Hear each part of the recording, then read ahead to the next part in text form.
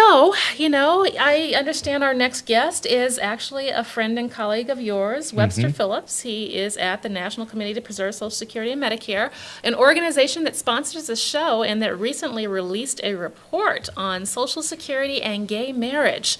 There's been a lot going on in terms of basically, I would say, a sea change out there with regards to attitudes and beliefs about gay marriage. More states are voting it into law. There's, of course, the Supreme Court case that comes up this week here in Washington, and this great report that the National Committee put together that I think Webb was very much a part of. Webb, are you with us? Yes, I am. Webb, welcome. Thanks for joining us today. Oh, you're welcome. It's a pleasure to be here this afternoon. So what are the challenges with, tell us what currently exists. Are same-sex couples able to achieve or get Social Security? And not in the same way that individuals who are married under most state laws today. If you are a heterosexual couple and are married, there are types of benefits that you can receive that strengthens your likelihood of financial security in retirement. Being able to receive a benefit on a spouse's record as a widow or a widower, your children being able to qualify if the worker, mother or father, becomes disabled, dies, or retires. These are all protections that are provided by Social Security, but a lot of them are missing for families of our gay and lesbian citizens. But so, as Ernie mentioned earlier, there are a number of states that are actually legalizing gay marriage. So in the states where it's legal, can't those same-sex couples access Social Security? Is it a state question or is it a federal question?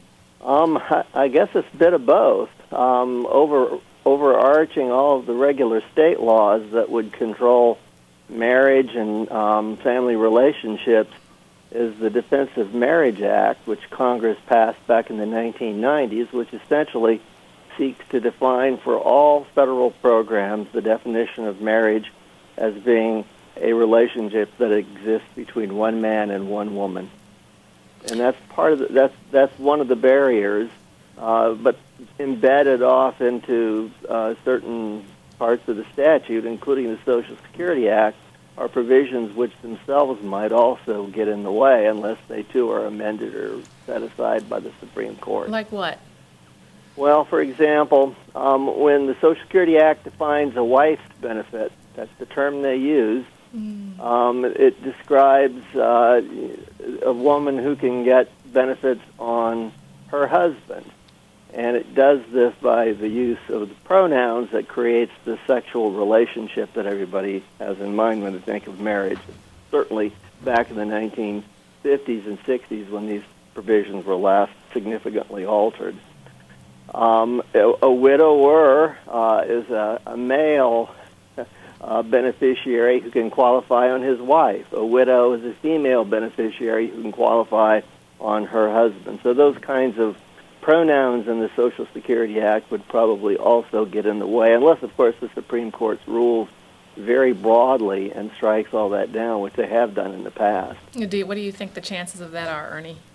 They don't seem to be very liberal at the Supreme Court. I was listening to a talk show this morning, a political talk show, and they were going, every pundit was saying different things. I can't call that. You can't call I'm it. hopeful. I hopeful. actually can't call it either. Yeah. But it seems like, they're testing the wind, and a lot of politicians are shifting. I think that we saw just 2 weeks ago. If they say they believe in limited government, this is government intruding on people's personal choices and lives. A conservative court ought to agree with those principles. We'll see. Webb, what do you think?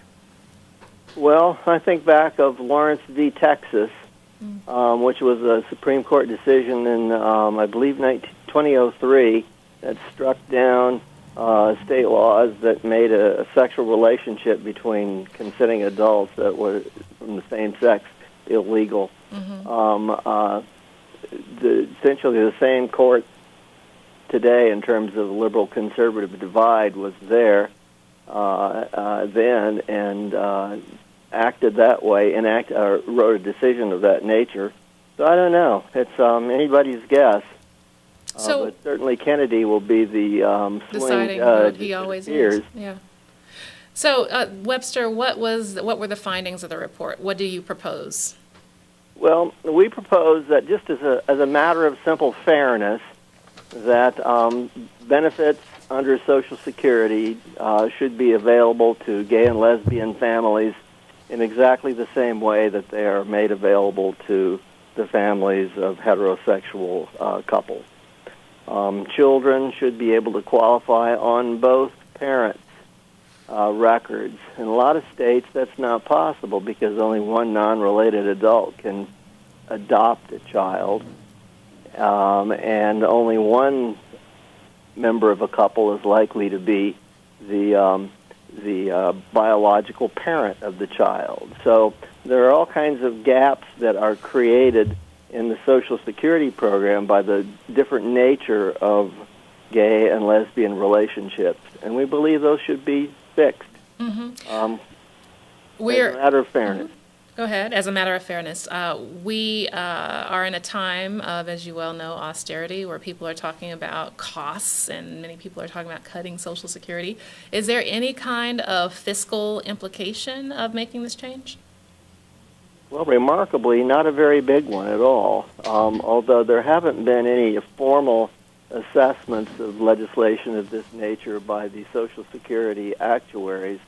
I've spoken to them privately, and they have suggested that this would have a negligible effect on the Social Security program. It's not to say that it won't have an effect, but it will be a very small effect.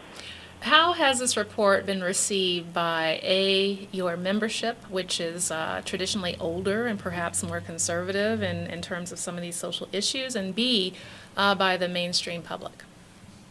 Well, I'm very encouraged by the response that we've gotten.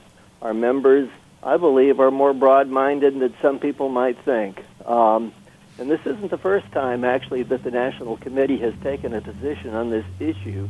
In the report we issued almost a year ago, Breaking the Glass Ceiling, a proposal to modernize Social Security benefits for women, we also advocated for equal benefits for same-sex marriage, and the response has been very positive.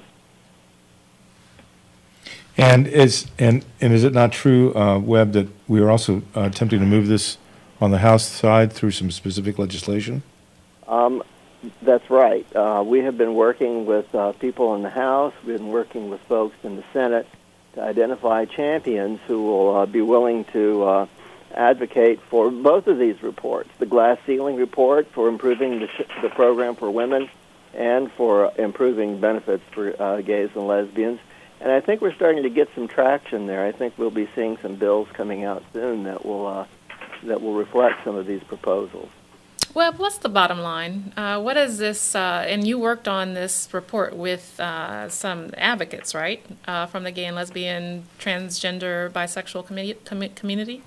We did. We worked with the Human Rights Campaign to develop this, and it's a joint report that was prepared by both our organizations and were authored by officials from both the National Committee Foundation and the HRC Foundation. So we work closely with them, just as we did with the Women's Report last year when we worked with the National Organization for Women and with the Institute for Women's Policy Research. Mm-hmm. We think that building coalitions is really the way to get these things done, mm-hmm. and that's how we've tried to approach this.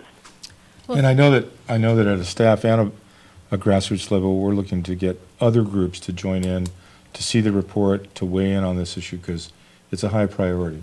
It's a benefit that ought to be there for people. Mm-hmm.